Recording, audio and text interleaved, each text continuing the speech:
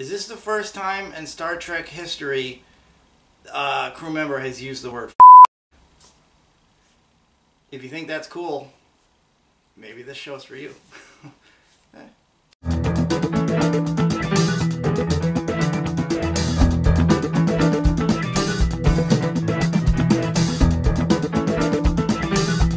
You're watching So Awkward. This is Freddy Krueger saying hi. Episode 5, Choose Your Pain. Which is sort of like, as a Trekkie, choosing if you want to watch Voyager or Star Trek Discovery. They're both kind of grim, depressing, and just unengaging with unlikable crew members. This episode was actually kind of maybe a little bit entertaining. I think that's the nicest thing I've said about the show so far, so I guess it's getting better. Captain Lorca is captured by Klingons and taken to a Klingon vessel of some sort where he meets up with Harry Mudd, old fan favorite character, except who he has appeared in 3 episodes before. He was in 2 episodes of the original series, Mudd's Women from the first season, I'm Mudd from season 2, and he was, I think it was called Mudd's Passion or something like that, an episode of Star Trek the Animated Series. The underrated Star Trek Animated Series. And he was fine. He was fine. He's no Roger C. Carmel, but he's probably better, come to think of it. It's weird that the grimmest and most serious and most action-packed and depressing and dismal Star Trek series of all time decided to revive possibly the campiest and silliest Star Trek character of all time, Harry Mudd. He doesn't have that big a part. He vows to get revenge at the end. I'm not going to spoil anything because nothing really happens in this episode. Captain Lorca escapes, and he leaves Harry Mudd behind because he's a jerk, as we all know he would be. So we'll probably see him again, and Rainn Wilson's performance was fine. He didn't do like the hammy, like brogue accent that Roger C. Carmel did, which may have been his real accent for all I know, but I don't think so because he didn't have an accent on the mothers-in-law. Anybody remember that show? Rainn Wilson was fine, but he served no purpose. This episode served no purpose. Saru takes command. You know, the second officer, who's an alien of some sort, played by Doug Jones, with an amazing mask. I don't know if I've ever said the makeup on the show is great. Saru looks amazing. The Klingons all look like crap, but Saru looks great. That's a really cool mask that they built for him. And they have to figure out how to use the mushroom warp drive to save the captain, and the science is ridiculous. It's awful. Because they are using that tardigrade creature, but it turns out it's slowly killing him, doing this nonsensical, stupid warp thing. So they have to come up with a new way, and Saru says it's okay, we can sacrifice this thing because we have to save the captain, even though this captain is a terrible person and a terrible captain. And we learn that the reason his eyes are bad is he got it in his former command, which is a ship that was destroyed and he was the only survivor, and it turns out he murdered the crew. He doesn't say that. He is escaping and they're being attacked by Klingons, and so he blows up the ship to spare his crew from being imprisoned and tortured by the Klingons. And then they kind of gloss over that. I imagine they'll bring it back later, but they kind of gloss over it. We learn he's a murderer. He's a murderer. Right? I mean, there's no two ways about it. He murdered hundreds of people on his crew. Presumably. There were that many people. He escaped. He was just imprisoned again, and he escaped twice from Klingons. So he murdered these people and gave them absolutely no chance of escape or survival. And he shouldn't be a starship captain. He should be in jail somewhere because he's terrible. And if Star Trek The Discovery this season doesn't end with Michael Burnham killing Lorca, then I don't know what the whole point was.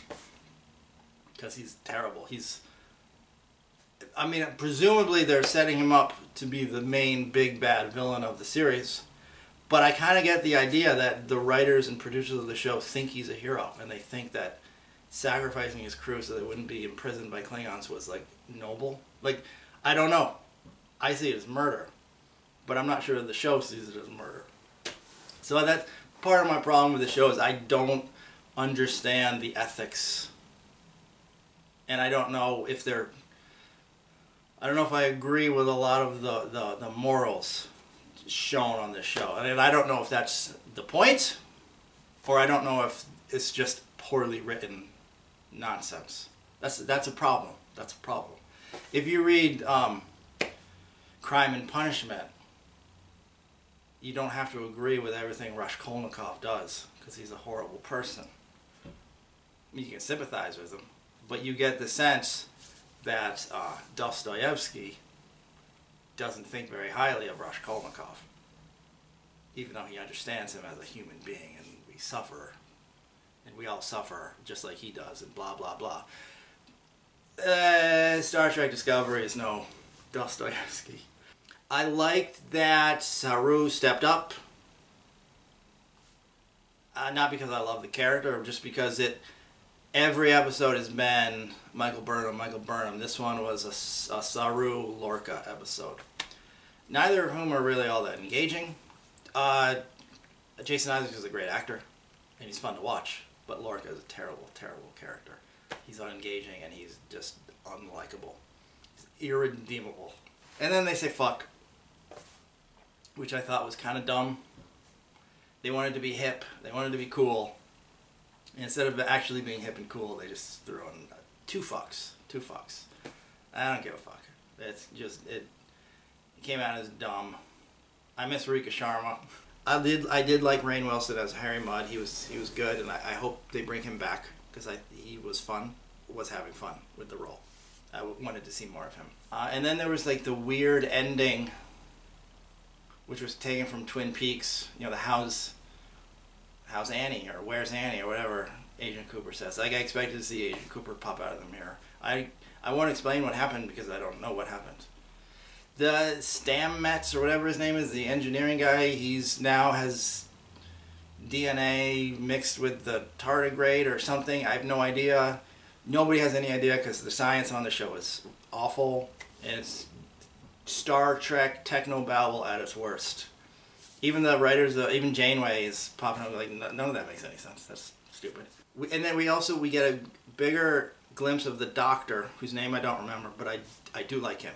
He had one really good scene where he refused to attach the monster to the mushroom warp drive again, because it would kill him, and he doesn't want to be a party to taking another sentient life. And that was a good moment, and it made me like him. And it is confirmed that he and the chief of engineering are gay, because they're brushing their teeth, possibly post-coitus at the end. And it's well done, and they talk about how they're in love with each other. So is it Star Trek's first gay couple? I guess they kind of hinted at it in that last Star Trek movie, with a blink and you'll miss it scene where Sulu maybe embraces some man, but it could be his brother.